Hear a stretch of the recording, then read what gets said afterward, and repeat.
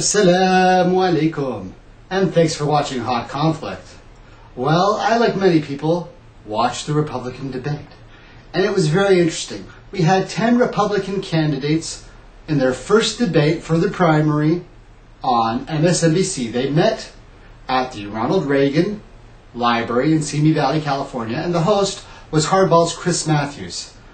So, what was my opinion after the debate, the post-debate analysis? Well, yes, every candidate was trying to vie for the Conservative Party, each one praising the name of Ronald Reagan in front of Nancy Reagan in the audience and Governor Schwarzenegger, each one trying to claim that they were more conservative than the others.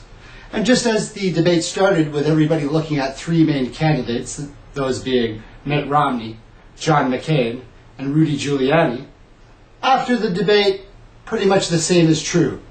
That the other 7 candidates really didn't break the bubble or get it into the mainstream, and more than likely, we might not see much of them.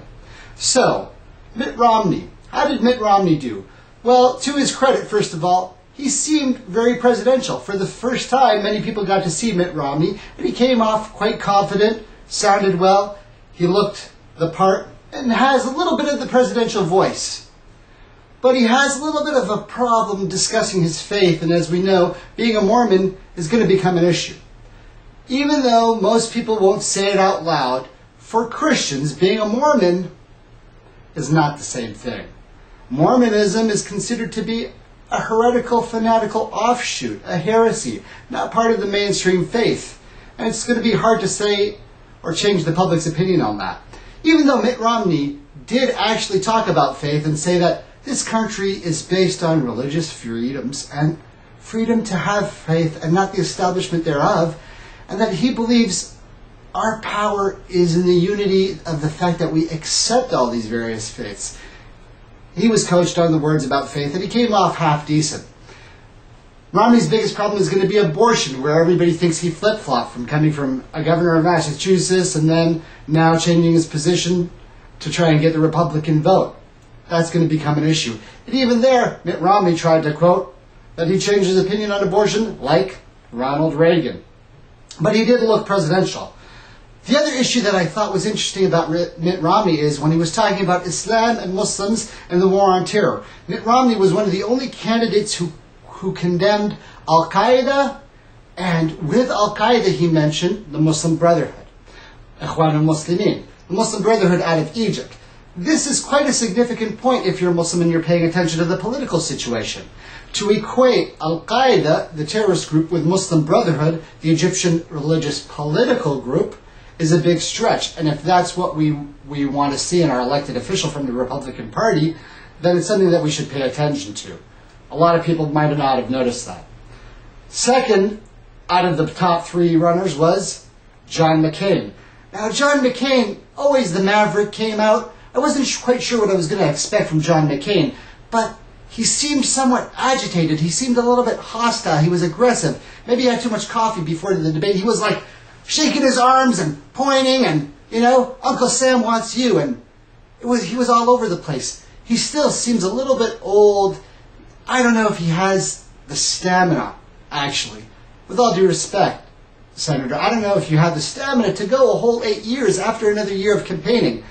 That's quite tough, but people are living longer these days, and their health is something that they can watch. You never know. Maybe 70 is the new 60. John McCain. The other thing that surprised most people about John McCain is he went off on a rant about Osama bin Laden and talked about chasing Osama bin Laden down to the gates of hell. And then he smiled. It was very, very strange.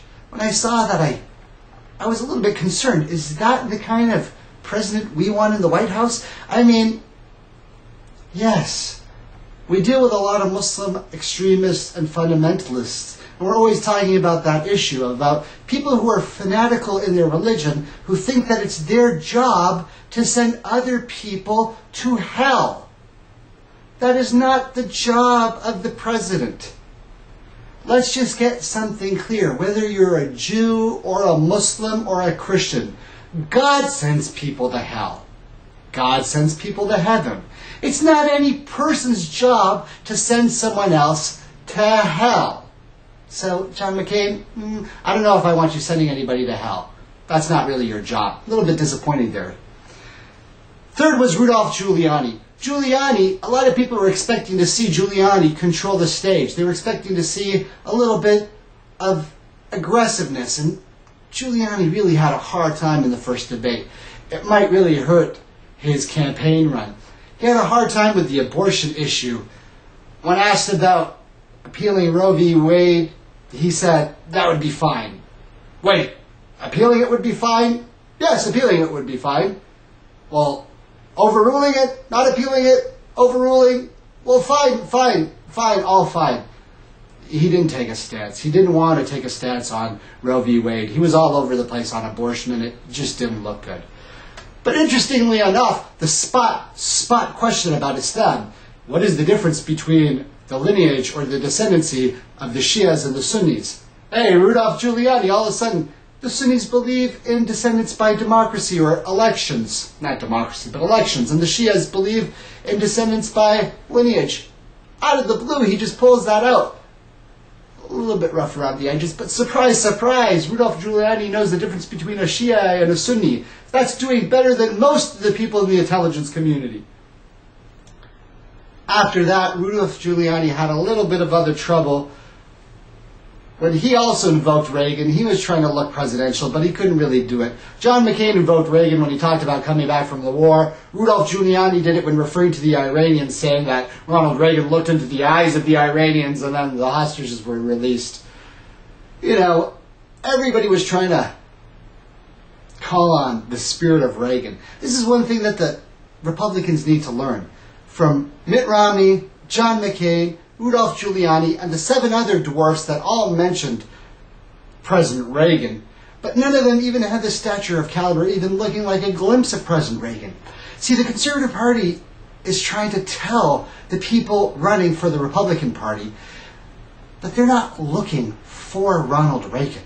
Ronald Reagan's come and gone. They're looking for someone to be that conservative role model, that Ronald Reagan was. Instead of calling on his name, be that person. Be the embodiment of Ronald Reagan. Go up there and command the stage like Ronald Reagan. Not by using his name, but by being the representative of conservatism.